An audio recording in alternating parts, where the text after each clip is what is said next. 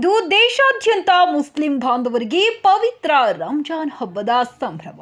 ಇಡೀ ತಿಂಗಳು ಉಪವಾಸವಿದ್ದು ನಮಾಜ್ ಮಾಡುತ್ತಾ ಪವಿತ್ರ ರಂಜಾನ್ ತಿಂಗಳನ್ನು ನಿಷ್ಠೆಯಿಂದ ಆಚರಣೆ ಮಾಡುತ್ತಿದ್ದ ಮುಸ್ಲಿಂ ಬಾಂಧವರಿಗೆ ಇಂದು ರಂಜಾನ್ ಹಬ್ಬದ ಉಪವಾಸ ಮುಕ್ತಾಯ ಮಾಡಿದರು.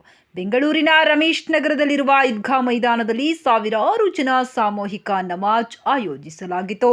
ಈ ಸಂದರ್ಭದಲ್ಲಿ ಮಾತನಾಡಿದ ಧಾರ್ಮಿಕ ಮುಖಂಡರಾದ ಆಸಿನ್ ಹಾಗೂ ಸಯ್ಯದ್ ಜಿಯಾ ಸಮಸ್ತ ನಾಡಿನ ಜನತೆಗೆ ರಂಜಾನ್ ಹಾಗೂ ಯುಗಾದಿ ಹಬ್ಬದ ಶುಭಾಶಯಗಳು ಕೋರುತ್ತಾ, ಎರಡು ಹಬ್ಬಗಳು ಇಂದು ಮುಸ್ಲಿಮರಿಗೆ ವಿಶೇಷವಾದಂತಹ ಹಬ್ಬಗಳಾಗಿದ್ದು ಎಲ್ಲರೂ ಪ್ರೀತಿ ವಿಶ್ವಾಸದಿಂದ ಆಚರಣೆ ಮಾಡುತ್ತಾರೆ. ದೇವರು ಎಲ್ಲರಿಗೂ ಸುಖ, ಶಾಂತಿ, ನೆಮ್ಮದಿಯನ್ನು ಕರುಣಿಸಲಿ ಎಂದು ಪ್ರಾರ್ಥನೆ ಮಾಡಿದರು.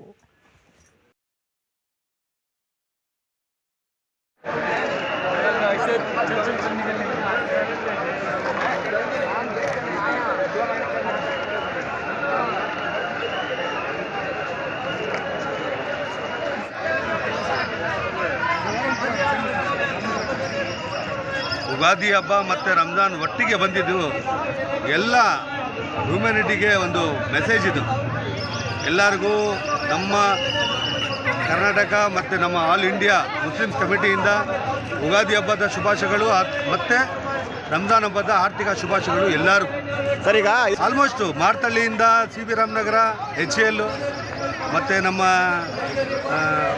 ಬೆಲಂಡೂರು, ಈ ಕಡೆಯಿಂದ ಮಾದೇಪುರ ಆಲ್ಮೋಸ್ಟು 4 ಕ್ಯಾನ್ಷನ್ಸಿಂದ ಬರ್ತಾರೆ. ಎಷ್ಟು ನಮಾಜ್ ನಡೆಯುತ್ತೆ ಬೆಳಗ್ಗೆಯಿಂದ? ಬೆಳಗ್ಗೆ ಯಾಕಂದರೆ ಜನಸಂಖ್ಯೆ ಜಾಸ್ತಿ ಇರೋದ್ರಿಂದ ಬೆಳಗ್ಗೆ 7:30 ಒಂದ್ಸಲಿ ಆಯಿತು, ತಿರ್ಗಾ 9:30 ಒಂದ್ಸಲಿ ಆಯಿತು. 2 ನಮಾಜಿ ಆಗಿದೆ ಸರ್. KR ಪುರಮು ಮತ್ತು ಮಾದೇಪುರ ಮಾರ್ತಳ್ಳಿ ಲಿಮಿಟಲ್ಲಿ ಆಲ್ಮೋಸ್ಟ್ ಎಲ್ಲ ಒಗ್ಗಟ್ಟಾಗಿದ್ದೀವಿ. ಯುಗಾದಿ ಹಬ್ಬ ಇರಲಿ, ರಾಮನವಮಿ ಇರಲಿ, ಎಲ್ಲ ಹಬ್ಬಗಳಿಗೆ ನಾವು ಎಲ್ಲರೂ ಒಗ್ಗಟ್ಟಾಗಿ ಹಬ್ಬಗಳು ಮಾಡ್ತೀವಿ. ಹಿಂದೂ ಮುಸ್ಲಿಂ ಮೊಟ್ಟ ಮೊದಲನೇದಾಗಿ ಇಡೀ ನಮ್ಮ ಭಾರತ ದೇಶದ ಜನರಿಗೆ ನಮ್ಮ ರಂಜಾನ್ ಹಬ್ಬದ ಶುಭಾಶಯಗಳು ಮತ್ತು ನಿನ್ನೆ ಆಗಿದ್ದಂಥ ಯುಗಾದಿ ಹಬ್ಬದ ಶುಭಾಶಯಗಳು ಹೇಳ್ತಾ, ಇವತ್ತು ಇಡೀ ನಮ್ಮ HL ಭಾಗದಲ್ಲಿ ನಮ್ಮ ಈದ್ಗಾ ಮೈದಾನದಲ್ಲಿ ಬೆಳಿಗ್ಗೆ ಶಾಂತಿಪೂರ್ವಕವಾಗಿ ನಮಾಜ್ ಮುಗಿದಿದೆ.